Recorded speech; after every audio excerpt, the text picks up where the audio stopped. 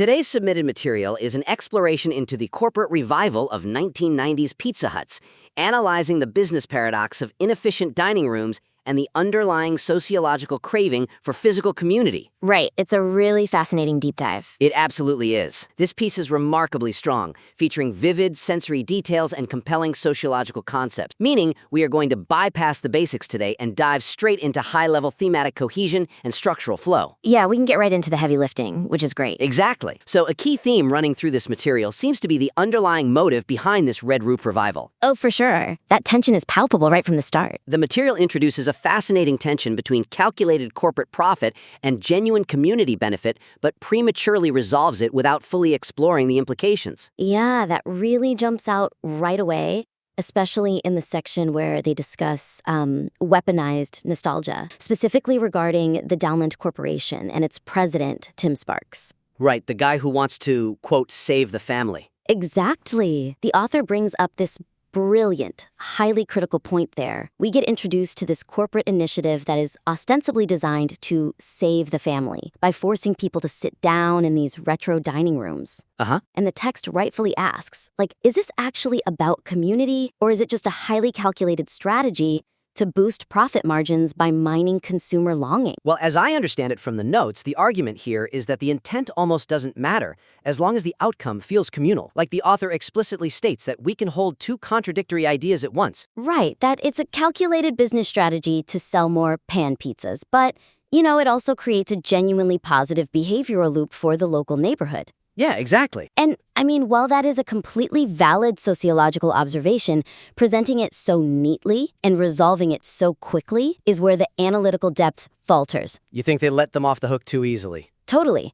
The weakness here is that the text glosses over the friction of that transaction. It allows the inherently manipulative nature of consumer grief to escape rigorous scrutiny. Oh, that makes sense. When the narrative lets the corporation off the hook so easily, the tension just completely deflates. The reader is handed this very comforting resolution right at the exact moment they should be pushed to question the sustainability of this entire revival. I have to admit, when I first read that section, I was fully on board with the author's resolution. I found myself thinking, well, isn't a fake community space better than no community space at all? Right, that's the natural reaction. Yeah, if people are actually putting down their phones and sharing a meal under a Tiffany lamp, why shouldn't the author just let the corporation off the hook? Everyone wins, right? It looks like a win-win on the surface, absolutely. But if you look deeper, ignoring the corporate motive ignores the fragility of the entire setup. Think about it. When you rely on a fast food chain to act as your neighborhood's primary gathering place, you are deeply vulnerable to the spreadsheet. Wow, yeah. It feels like the difference between owning a community space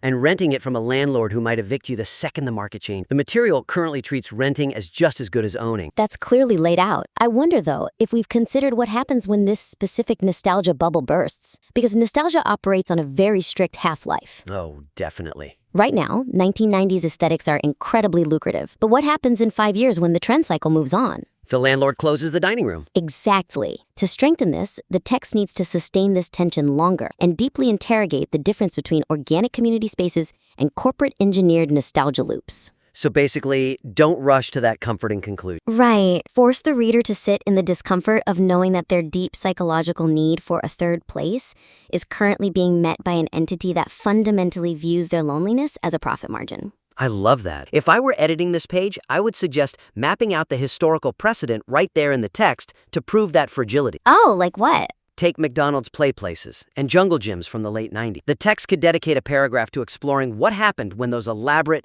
joyful structures stopped making financial sense per square foot. Oh, wow, yeah. That's a great example. The corporation didn't care that they were vital winter play spaces for local kids, They were a liability, so they were ripped out and replaced by sterile cafe seating. That is a perfect parallel. The author could place that history right next to the Tim Sparks analysis. Or they could explicitly contrast the revived Pizza Hut with a non-corporate, organic community space. Right, like a public park. Yeah, compare the vinyl booths to a local public park or a fiercely independent diner that actually owns its building. By holding those two distinct models up against each other, the author highlights the extreme fragility of the corporate model. And it shifts the tone from a cozy retrospective into a much sharper cultural critique. Exactly. If the author leans into the slightly dystopian edge of having to buy back our own childhoods at a premium, Well, the material's impact will be significantly heavier. We need to feel the transactional nature of the space before we can really celebrate its communal benefits. Absolutely. But this calculated corporate strategy doesn't exist in a vacuum, right? Since we are discussing how different motives project onto these physical spaces, let's look at how the material handles the broader cultural interpretation. Yeah, this gets really interesting. It does. Let's look closely at the section discussing the final mapping of right-wing traditionalist versus anti-modern Hollywood interpretation. Oh, the culture war stuff at the end. Exactly. The late introduction of macro-political interpretations disrupts the narrative flow and feels like a separate essay tacked onto the concluding section. Yeah, this stood out to me as a classic structural roadblock. The emotional whiplash here is significant. I mean, for the vast majority of its runtime, the text meticulously builds this incredibly intimate personal landscape. Right, it's very nostalgic. Super nostalgic. We are reading about the Book It Reading program, the specific right field VHS commercial from Teenage Mutant Ninja Turtles, the heavy, pebble texture of the red plastic cups, and, these deeply personal anecdotes of parking lot tears. Okay, so what I really like about this part is how grounded and sensory it is. It builds a very specific emotional intimacy. You can practically smell the burned cheese in the carpet cleaner. It really does. The sensory writing is gorgeous, but the weakness is the sudden jump from that intimate, personal nostalgia directly into heavy ideological projections. It is a massive pivot. It really is. All of a sudden, in the final act, the reader is plunged into discussions about the culture wars, traditionalist values, and consumer-led rejections of modern Hollywood messaging. Which is heavy stuff for the end of the piece. Exactly. Because these massive ideological concepts only appear in the final pages, they completely lack foundational support from the earlier sections. It makes the ending feel rushed and disconnected from the core emotional narrative that the author spent so much time carefully constructing. It structurally reads like two entirely different pieces of writing stitched together. The first is a sociological memoir about childhood architecture, and the second is a cultural commentary on modern internet polarization. Right. The ideas themselves are brilliant. I mean, the notion that a Pizza Hut is functioning as a cultural proxy war is fascinating, but the delivery mechanism just fails. Yeah, completely. So to fix this, the author needs to weave the concept of ideological projection throughout the entire piece, rather than isolating it at the very end. Okay, how would they do that? Well, the text actually contains the perfect tool for this. The author introduces this brilliant metaphor of the retro restaurant functioning as a blank canvas for society's ideologies. Oh, I remember that part. Yeah, that blank canvas framing device needs to be introduced in the opening paragraphs, not the conclusion. Setting up that framework immediately gives the reader the lens through which they are supposed to view the entire essay. If you wait until page 10 to hand them the lens, they've been squinting the whole time. Exactly. When the text initially discusses the physical reconstruction early on, the Tiffany lamps, the vinyl booths, the physical labor of tracking them down, the author can explicitly hint right there that these aren't just architectural choices. Ah, I see. Drop a sentence noting that these exact objects, these lamps and booths, are already being weaponized as ideological symbols online by different cultural factions. Or take the introduction of Tim Sparks and his mission to, quote, save the family. When that specific quote is brought up in the first half of the piece, that is the exact moment to introduce how different online factions interpret his words. Yes, absolutely. Like, don't wait until the conclusion to tell us that right-wing circles view his initiative as a return to traditional gender dynamics, while pop culture critics view it as an anti-modernist aesthetic rebellion. Place those interpretations right next to his quote. Is the connection between the physical architecture and the political ideology fully established in the material from the beginning, or is that an area to potentially bolster? I definitely think it needs bolstering. Me too. By bolstering it early, pulling those macro political threads forward into the micro nostalgia, the narrative flow becomes seamless. You are basically setting the table before you serve the main course. And it makes the ending feel earned. When we finally reach the full deep dive discussion on the culture wars at the end of the text, it feels like an inevitable destination, rather than a surprise Exactly. It completely eliminates the whiplash. I can see what you're going for here. Let's see how we can strengthen this connection between Generation Z and Millennial. The concept of anomanoia in Generation Z provides a brilliant psychological hook, yet the material misses the opportunity to contrast their digital grief with the actual lived friction of older generations. We really have to pause and acknowledge how strong this specific concept is.